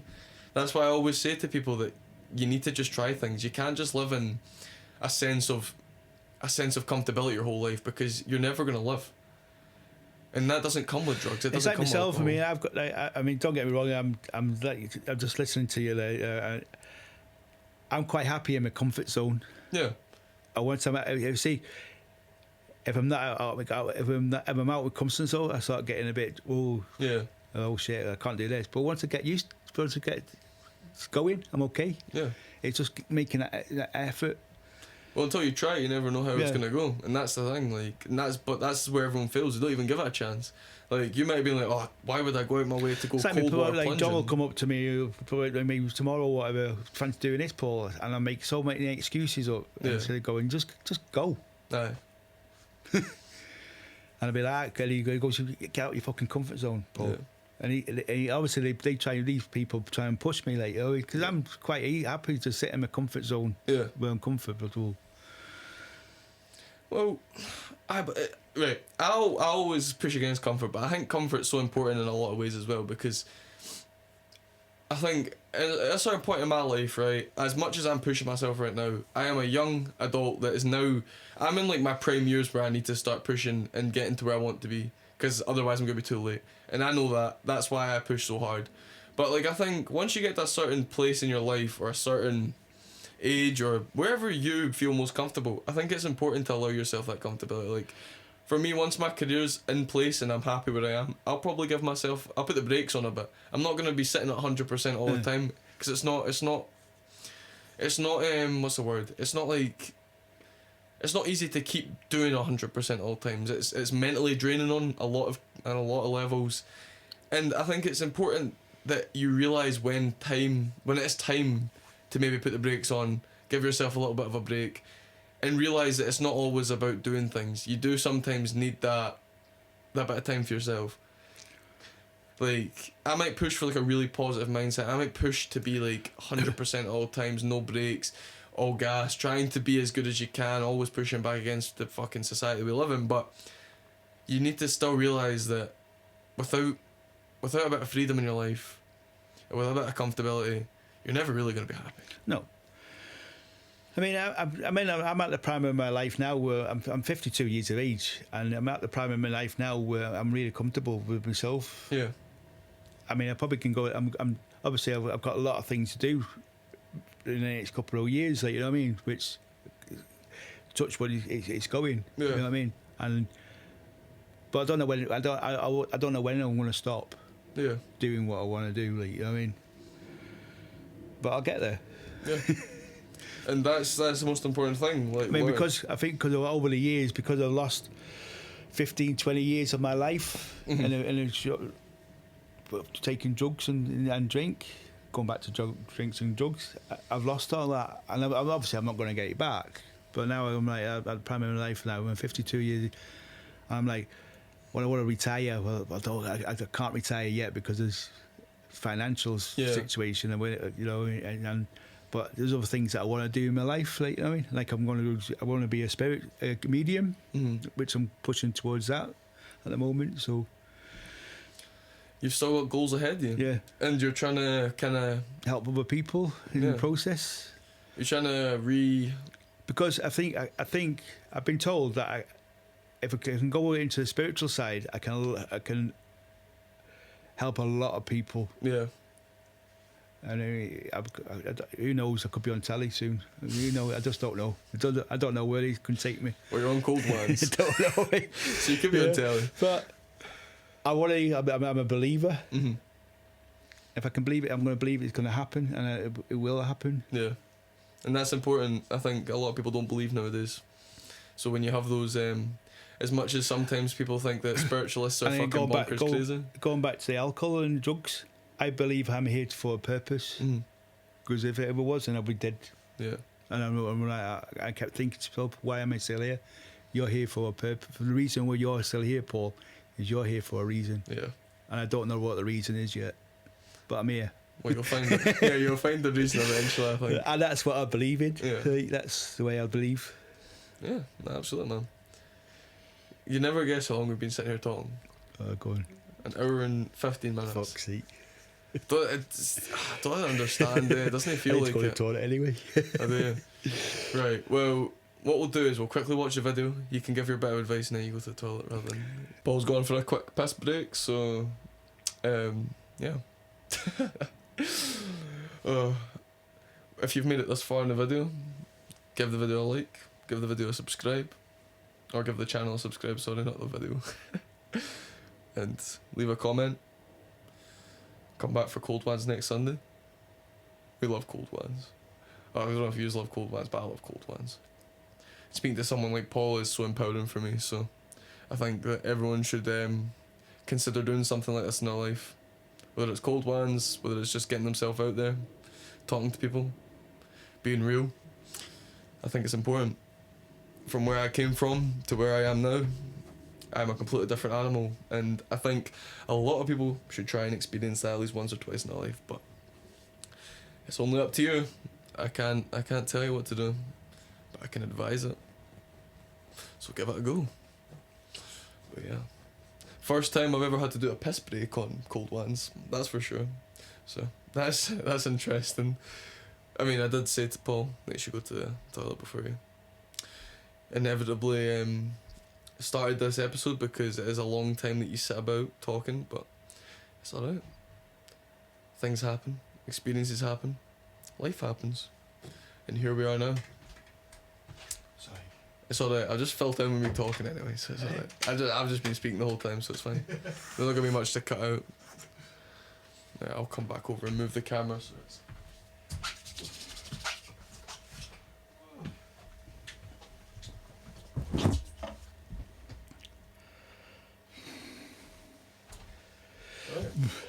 Well, on that brief cut that we had there, what we're going to do is we'll jump onto the video, we'll watch the video, react to it. We're just going to watch a wee video about what happens in the brain when you inevitably begin addictions. And then we're going to talk about that, and then we'll get the next part of the way from Paul after. But, Paul, let's get the headphones on, and let's lock in for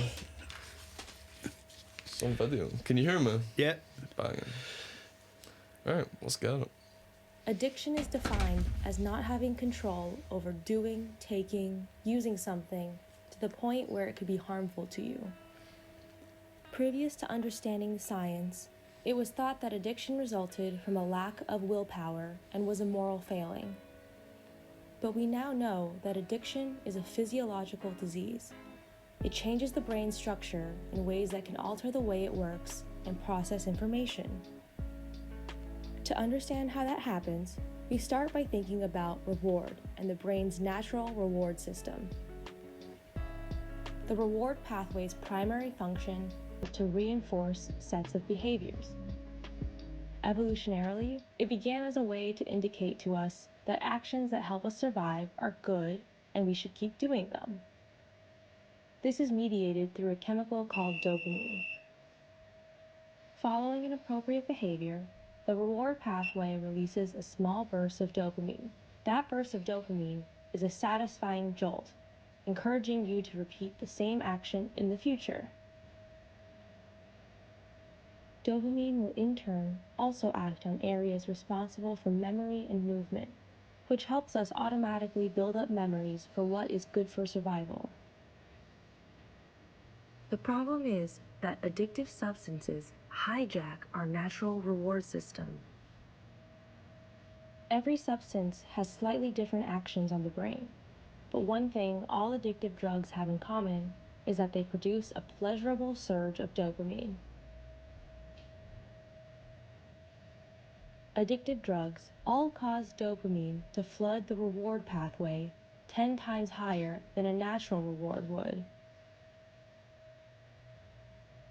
Over chronic use, nothing else natural is quite as rewarding.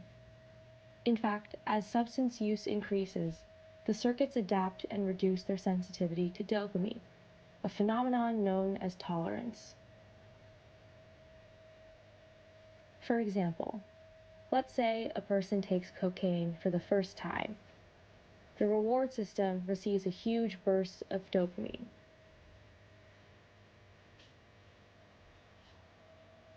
But as the person takes more frequently, cocaine will be overstimulating the brain with dopamine. This will cause the brain to adapt to these chronically high levels of dopamine. To compensate and adapt to this new normal, the brain reduces the number of dopamine receptors available in the reward system and releases less dopamine. As a result, that person will feel the need to increase the amount of drug they take so that they can reach the level of high that they're used to. But it's not just the reward system that's affected by this tolerance, since dopamine is also involved in other brain mechanisms. Other brain regions involving decision-making, memory, and judgment also get physically disrupted as a result. The overall effect is to have drug-seeking behavior driven by habit rather than conscious thought, like a reflex instead of a choice. This biological basis helps to explain why addiction really is a brain disease, not a matter of willpower. The stigma that accompanies addiction only makes seeking treatment more difficult. Sick.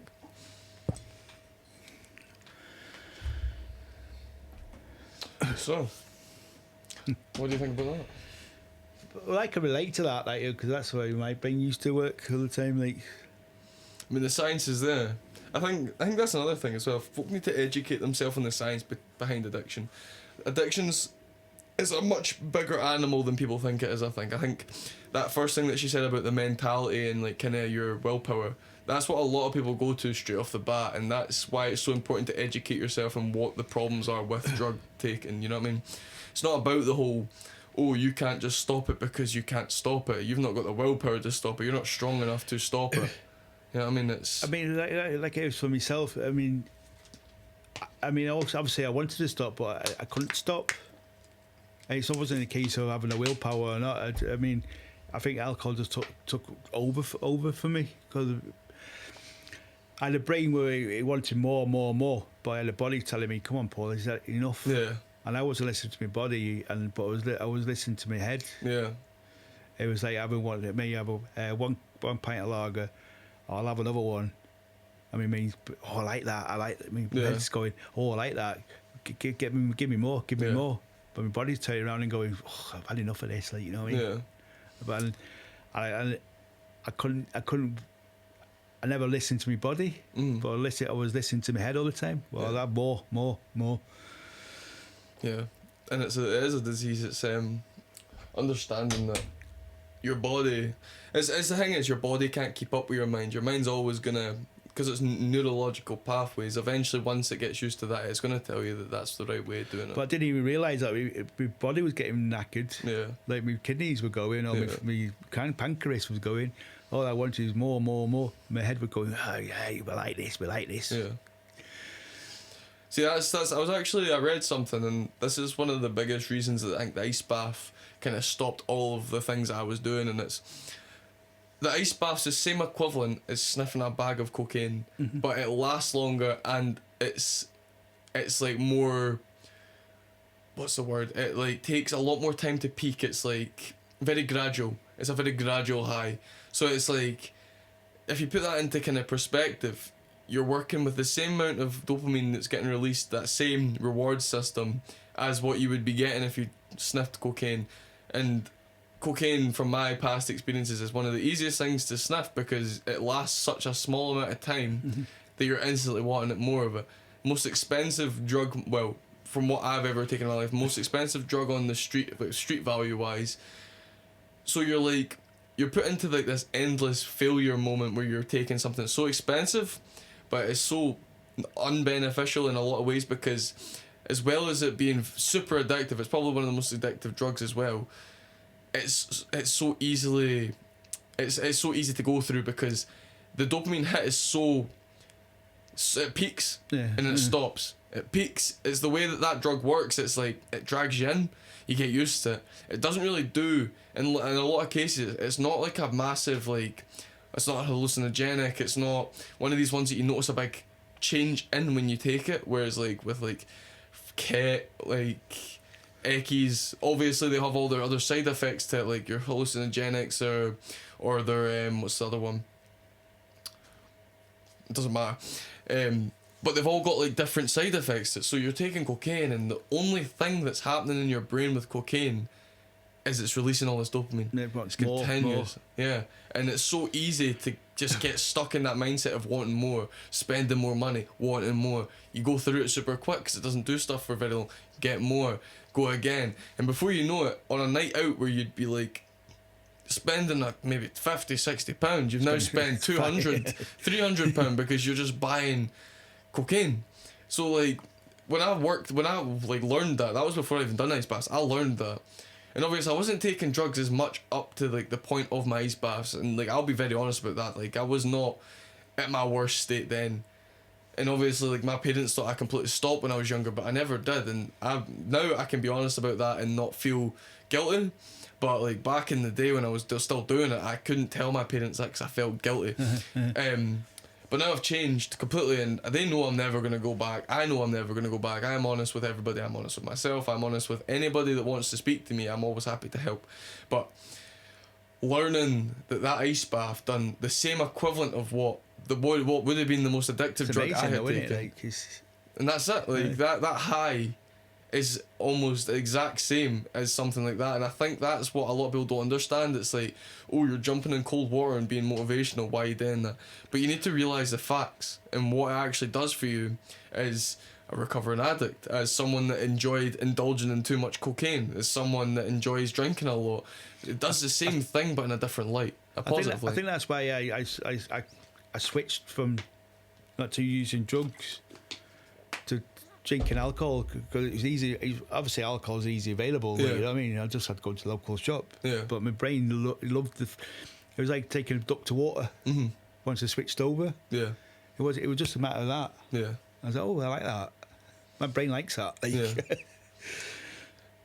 I mean, yeah, it's a crazy swap to think of as well, because like you said, it's readily available, so it's easy to get your hands on. There's not really a limitation on alcohol. I think what it was for me with the drugs is, because I couldn't be bothered I couldn't be bothered going scoring all the time, 3 o'clock, 4 o'clock, and trying to find where.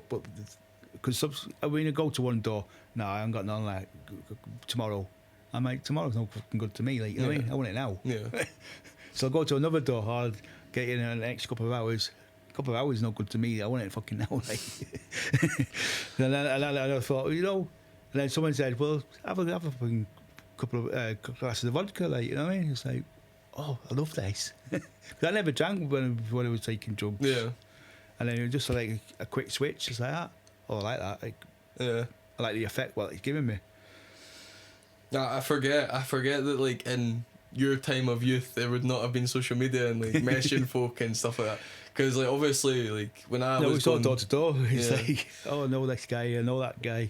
Yeah, that's see, that's I think where another big thing's failed here. Like obviously it's now probably just as readily available as alcohol now, because all you have to do is have someone on your phone, and you can have a multitude of people on your phone, and it's easy as being like, oh, you don't, okay, I'll just message the next person. So it's in your hands, everyone's there, and then you just organise it, you go. And I think that's also why so much youth fall into it now as well. Like obviously it was a big problem then, but I think it's just as big a problem now, because it's so, one, readily available, and 2, easy to get in touch with these people. Because like if you asked me when I was younger if I ever thought that I would be taking drugs or have any like people on my phone that would ever be able to give me drugs, I'd be like, nah, why would I ever know people like that? You have to go look for them. But they look for you almost, because they want customers. It's like a business for them. They look for you, they drag you in, they make you buy their stuff. And that's how it works. It's the same as any other business. They need people to get addicted to that high that they get, or that enjoyment that they get out of it, that usual comfortability, so that then they can make money, so that they can thrive. It's just the same as any other business, and it's a crazy thing, because I genuinely, if I we had to go look for it. yeah, that's it. Like you had to go hunt for it. I don't. But he say that, cause I was just saying that a couple of weeks ago, because I was saying, I blamed everybody. I blamed all the people that I was hanging around with. It was their problem. Wasn't my. But I never had a problem. It was their problem. I was hanging around with them. Maybe I should get rid of them. Yeah. What I'll do is I move towns. I moved to a different area. I don't know anybody. And I'm being sorted. Yeah. Moved. So I packed all my stuff and I left. Within an hour of going into that city, I was picking up a fucking bag of speed. Within an hour, I was like, I know I'm definitely going to stop this. Like, you know, and I was like, it was just amazing. It was just mind blowing that how easy it was for me to pick up. Yeah. Even though I blamed them and I blamed other people in my life, and then one of the sponsors turned around to me and goes, Paul, wherever you go, no matter what town you're in, you could go to the Mars if you wanted. You'd still cause the same chaos as you did. So it's not them, it's you. Yeah. And I never realised that until I actually thought about it, and it goes, maybe it is me. Like, yeah, I think taking responsibility for your actions is also still important. Obviously, it's harder to do when you've got a veil over you where you're like. But I couldn't believe it how quick it was for me to go from a different town. I didn't even know anybody for within an hour of me scoring. Yeah. Because if you want it, you know where to go. Yeah. You got a nose for Yeah, it. you know the people, and yeah, I totally And it wasn't just understand like social media. You just like a magnet. that. Yeah, yeah. God, it's a crazy thought, to be honest. It is. Crazy thought. But anyway, we're really getting on here. Yeah. Anyway. An hour and a half in. So I think what's going to be important is that we get close to closing this off. So, you've done this already, you've answered this question already, but you're going to have to answer it again because it's a cold ones. So, have you got a piece of advice or a quote for the people out there? I've got a quote, right? Oh, there we go. And it says, the magic you're avoiding is the magic. Oh, I can't remember the menu right now. It's on my phone. That's fine. Get your phone out. Let's get there. The magic you are looking for is in the work that you're avoiding. Yes. I like that. And I love that. I carry that with me all the time. It's mind blowing. Yeah. No, I agree. That's something I speak about a lot. Like, it's readily available on my social media, that one, because it's like I was saying earlier, if you don't take an opportunity to try it, you're never going to know if it's going to happen. Yep. It's and that's through recovery, because if I never the magic I was looking for was in the work I was avoiding. Yeah. And it's all about that comfortability and struggle. You know what I mean? It is absolutely there. I can feel that, man. No, that's a good quote. I think I've been actually really enjoying that last little part of Cold Ones lately, because like I'm getting such a plethora of different things that people are coming out with, and it's a lot more like specific to them. So it's been a lot better than like when it first started and I'd ask someone and be like, just do it. You know what I mean? Just like something really basic. Fair enough. Like whatever inspires you, whatever quote is good to you. That quote goes with me all the time. Yeah. Like. If it resonates with you, then it'll resonate with others, and that's the important thing. I think a lot of people, like we've already said a lot here today, I think people need to start educating themselves before they judge. Drug abuse is a big thing in a lot of people's lives, and it's a lot more difficult than you might think it is. It's not about your willpower, it's not about how strong you are, it's not about just stopping like we've just watched there. It's a complete disease, and I mean, you can use whatever excuses you want to against people that do it to degrade them, but I think the most important thing is learning how to help from educating yourself. There's no time in life where you should be degrading people for what they do that you couldn't do, or what they do that you don't think is acceptable, because everything in someone's walk of life is acceptable. There's always a reason for it. People don't just go completely loose cannon for no reason. There is always something that's happened, whether it's obvious, whether it's hidden behind a veil, whether they're being falsely honest about it because they don't want to talk about it. There's always something. So I think what the most important thing is for me now is for people to actually start caring about people's well-beings and actually try and learn what's going on rather than just assuming what's going on. And I think that's what I'll live by from now forward. You know what I mean? Well, I already lived by that, but like live by it even more strongly now, because I think you need to realise that everyone has got shit going on. Yeah. You know what I mean? Everyone's got their own problems. You might think that it's all about you. It's not. Life's never only just about you, you know what I mean? Like, no one's gonna ever... You could become as famous as you want, and at the end of the day, everyone's still gonna have their own problems. But you know what? But that's the thing, mate. Like, you can only strive to be better, and you can only strive to develop. Mm-hmm. You can never force it, you can never force others, but you can always strive to help others and be better yourself. And I think that's the important thing. But I think we're going to end off Cold Wans here, because we're almost at 140, and this is going to be the longest episode on Cold Wans now. God, Paul comes with the highest viewer one with the old setup, and now comes in with the longest episode. But I'll say something. This episode has been very engaging for me, and I think the way that we've been talking been amazing. Like, it's been bounced back and forth. And again, not that I'm anywhere near your story, but being able to speak to someone that has experienced a worser time than me, but what could have been me if I didn't get myself sorted at the time I did. It's good for me to actually learn. Like I said, educate yourself, even if that's through people's personal experiences. So I've learned a lot today, even more so than the last time. The last time I learned about your story, which was an eye-opener, but this time I've learned a lot more about the experiences you've went through within developing, and maybe what experiences you have went through within the past that maybe brought you to where you are. Yeah. And that's important. Like, I think a lot of people will really resonate with that, because it's not always about the past. Sometimes it's about those little, like the little stories that you remember, the little people that you remember that helped you along the way so powerfully. That is so good for a lot of people to hear, because then it makes them remember the people that helped them, the people that come into their brain straight away, that name. Oh, that person done this for me, that person done that for me. And I think that is so rewarding. But anyway, for you lot, next Sunday, come back for the next Cold Wans. I'm not spoiling the guest, I never do, but you have to come back. Come on, you gotta come back. Gotta come back. You love Cold Wans. Cold Wans is a great little podcast. I don't actually know who'll be on next week, but it'll be a surprise for you and me. As from right now, I've not booked it in, but we'll work it out. But except from that, guys, see you next Sunday, and I guess I'll see you again tomorrow. See you later. Bye.